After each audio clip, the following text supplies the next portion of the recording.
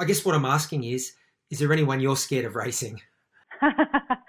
um, Not really.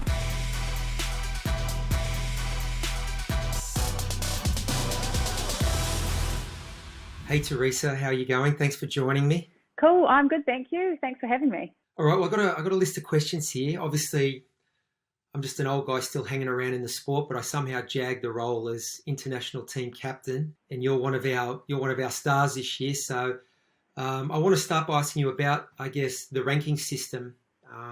Something that's pretty new to our sport. It gives the sport a little bit of structure. I guess it gives the fans something to follow. Um, I just want to get your thoughts. Are you a fan of it? Like, is it something that you keep an eye on?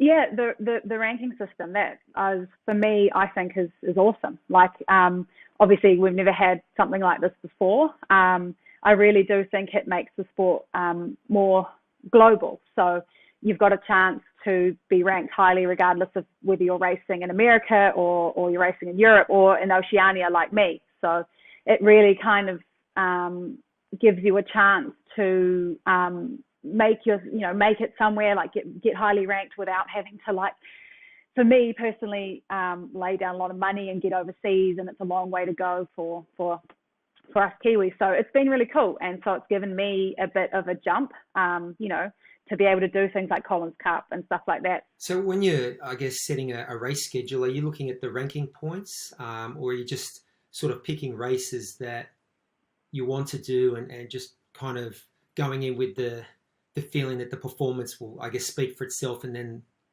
that'll be reflected in the rankings? Is that how you sort of approach it?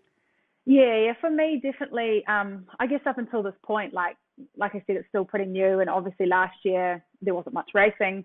But my attitude has always been just race hard, go as fast as you can. So by having a ranking system that's based on, your speed on a course, so that course is rated, and then however fast you go, it hasn't really changed any of my tactics because I always just try to go as fast as I can anyway. I guess it brings another dimension in, um, leading into the Collins Cup. Do you think there's athletes out there who are actually worried about racing other athletes and are concerned about their ranking from that standpoint? Or I guess what I'm asking is there anyone you're scared of racing?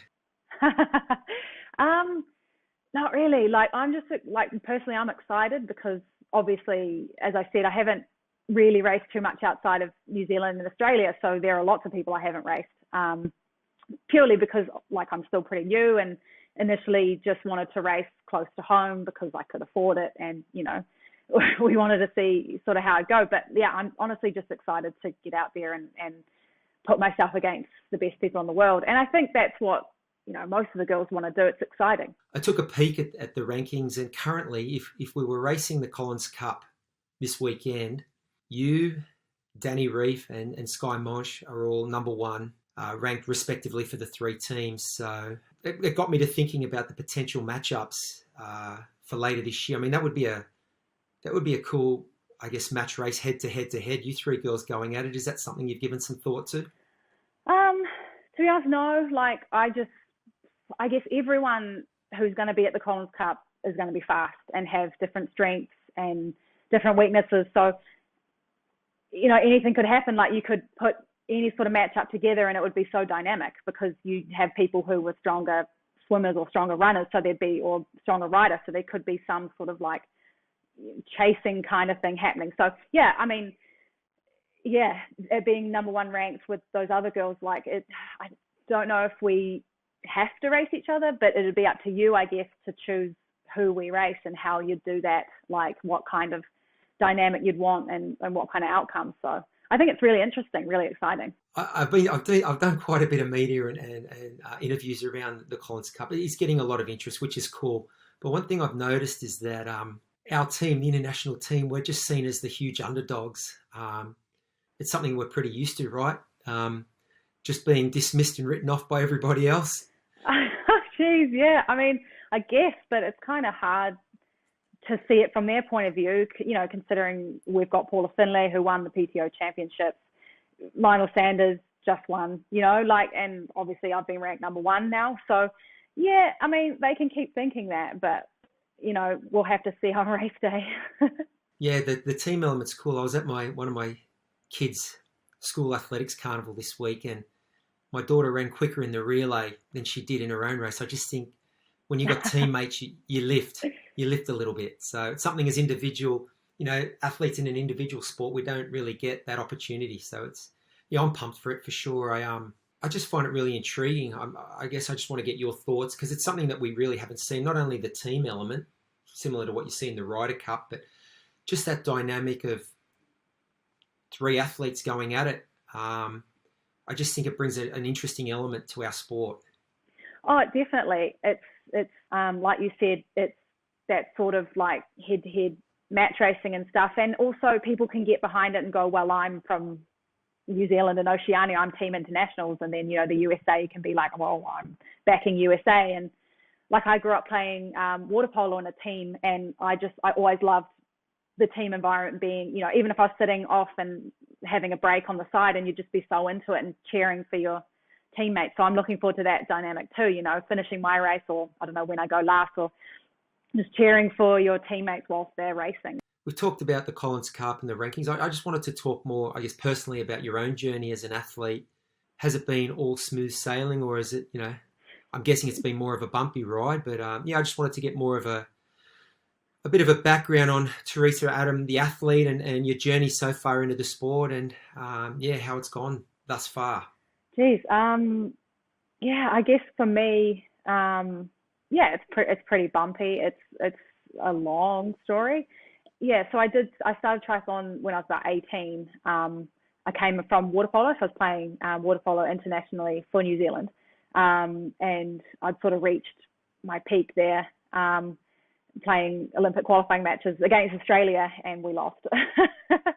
So we didn't make the Olympics. But yeah, so I got into triathlon and very quickly into the short course, and in the high performance team, started traveling pretty quickly. Just a lot of injuries, I guess, because I was straight from swimming, and I guess they called it fast tracked.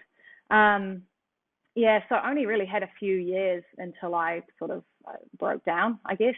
Fast forward a few years, not doing anything, just getting a job, going to uni. After ITU, I was just needed some time out of the sport. But then I met my partner in about 2015, and he sort of changed a lot for me. I wasn't really training properly, but he's a cyclist, so we started riding together, and I guess he could see straight away that I had like a big engine, and I could just sort of go. And he said one of the main things he noticed straight away is that I could just hurt. So I did a few halves here in New Zealand, and then I did Ironman New Zealand in 2018 just to see how it would go. And I came second, so I was like, whoa, that was like my first pro race. It was all very quick, and I was like, oh my gosh, now I'm racing Ironman. That's amazing. And then we went to Cairns a few months later, and I won. So I was like, wow, okay. I'm okay at this. And then that first year when I heard you yelling at me in Kona, so that was a bit eye-opening, that first Kona for me. It was like, my third Ironman first year. I was really new. I probably overdid it in training after Cairns and ended up with an injury. So leading into Kona, I didn't have the best lead up. And I got there, and it was just so hot. coming from New Zealand, winter, we went to Tucson actually for a month, to Arizona, which was really fun. Into 2020, I had like such good form, and I was really excited for that year, but obviously COVID and things. But I actually won the national time trial championship, so cycling here in New Zealand, in 2020. Yeah, about 3 or 4 weeks before I won Ironman New Zealand. So the bike is coming along nicely. The bike is coming along nicely. That's an understatement. It's incredible that you're posting times like 4:32 and winning national championships. Yeah. I actually thought you had a cycling background because I knew about those results. It's incredible. I think one of the most undervalued characteristics as an athlete is being able to hurt, and it sounds like you've got that in spades. So that's it's a good little quality to have up your sleeve. Interesting, your your water polo story. I've got a water polo story, if you'll indulge me for 2 minutes. Yay! In high school, a lot of my best mates, they were all playing water polo. So I jumped in and played water polo for a few seasons. And it was an all-boys school, but one of the schools we had to play was co-ed. And all the boys that first year were so looking forward to playing the co-ed school in water polo. But it was the roughest game. The girls absolutely beat the you-know-what out of us, and nobody wanted to play them again. Partly why I moved on from water polo was because I was so small. I would just get monstered. Like, I was spending, as a kid, all the time in the gym or in the pool to try and like bulk up. I had the fitness, and I think that set me up for a good triathlon background, is the fact that I played every game, all game, and you just get such an engine. And the amount of swimming we did, not structured, I was never a swimmer, I just played water polo, but the amount of like training sessions, you'd do 2 hours and you'd play games and you'd do sprints and you just in the water all the time. A guy who played water polo for Australia went to a couple of Olympic Games, and he told me that you water polo crew, you love to drink, you love to party as well. The water polo crew love a good party. And that, for me, it was fun, but then as I got older and was, taking it more seriously, it was kind of not fun. And I was like, well, I want to do another sport where I'm in control of everything, because there's half the team is partying and half of us are like training hard. Oh, well, good choice. I think that's probably a good note to wrap it up. So, well, thanks for your time. Thanks for coming on here, and I can't wait till we can get the international team camping together. I promise we will have strict curfews. There'll be no partying until after the event. That sounds good. I can't wait to meet you and the rest of the team in person, and we can just smash everyone else.